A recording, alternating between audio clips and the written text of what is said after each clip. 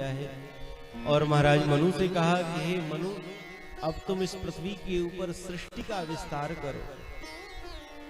महाराज मनु जो है वह सृष्टि का विस्तार करने के लिए उद्यत हुए और महाराज मनु ने पृथ्वी के ऊपर सर्वप्रथम अयोध्यापुरी का निर्माण किया है।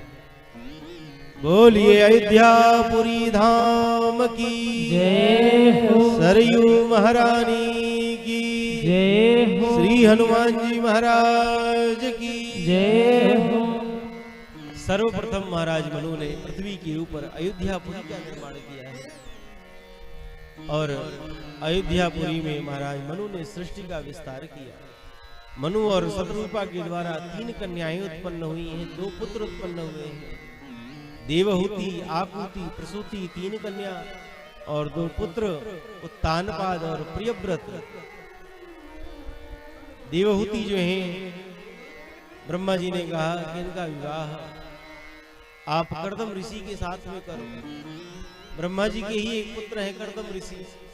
पहले तो उन्होंने विवाह नहीं किया, लेकिन एक दिन कर्दम ऋषि भगवान नारायण की तपस्या कर रहे थे तो कर्दम ऋषि के मन में विचार आया कि संसार के लोग विवाह करके बड़े आनंद से पत्नी के साथ रमण करते हैं, अगर हमारा भी विवाह हो जाता तो बड़ा आनंद आ जाता।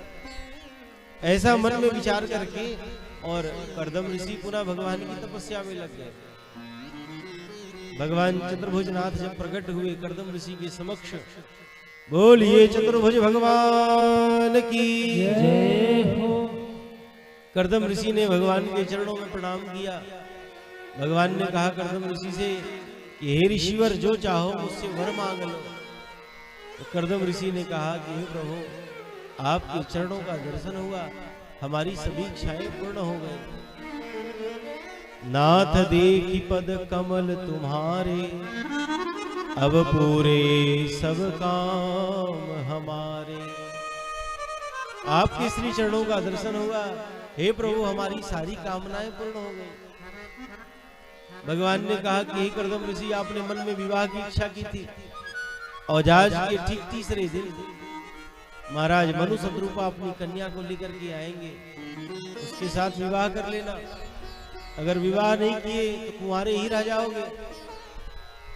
कर्दम ऋषि ने कहा कि प्रभु, वैसे अब आपका दर्शन हो गया तो मन में कोई इच्छा नहीं रही, लेकिन आप कह रहे हैं तो अवश्य कर लूंगा, लेकिन हे नाथ, एक शर्त पर। भगवान ने कहा क्या शर्त है? कर्दम ऋषि ने कहा, हे प्रभु, हमारे गृहस्थ जीवन में आप स्वयं साक्षात हमारे यहाँ संतान के रूप में आओ, तब हम विवाह करेंगे। भगवान ने वचन दिया है कि हे कर्दम ऋषि, आपके यहाँ मैं पुत्र बनकर के आऊंगा।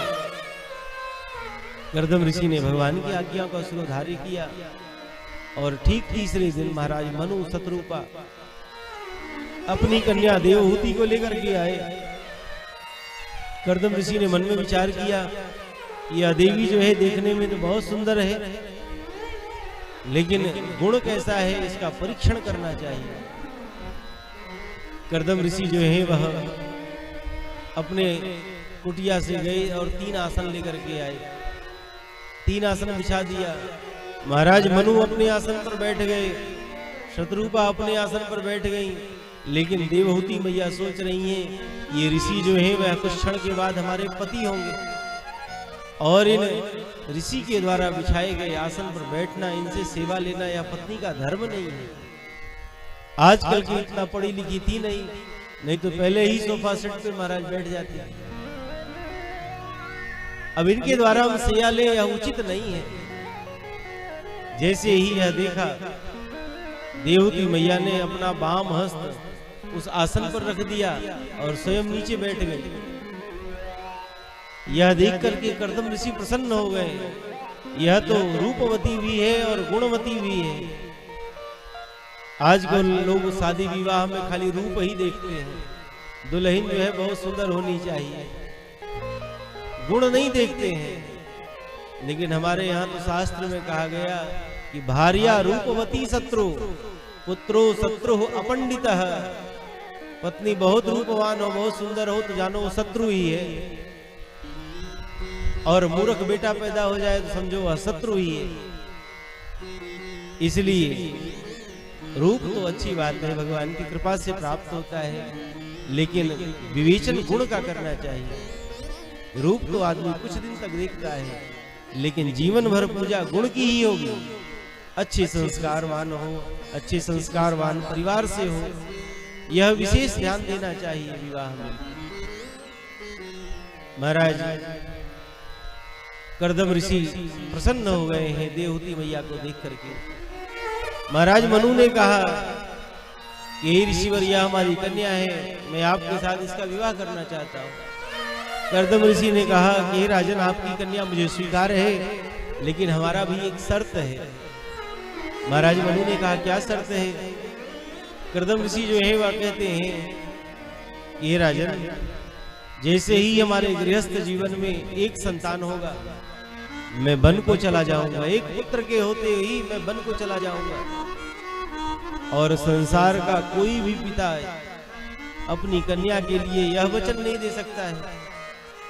लेकिन महाराज मनु जो है वह कर्दम ऋषि के इस प्रभाव को जानते थे, उन्होंने वचन दिया है।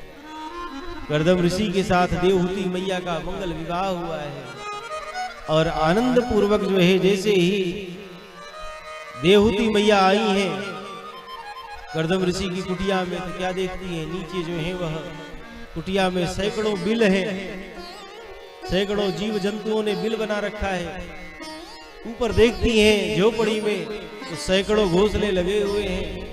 एक कोने में महाराज 1.5x3 का आसन लगा है, जिसपे कर्दम ऋषि कभी कभी विश्राम करते हैं। मन में सोच रही हैं, इतने तपस्वी, इतने तेजस्वी मुझे पति प्राप्त हो। कर्दम ऋषि ने कहा कि देवी क्या देख रही हो?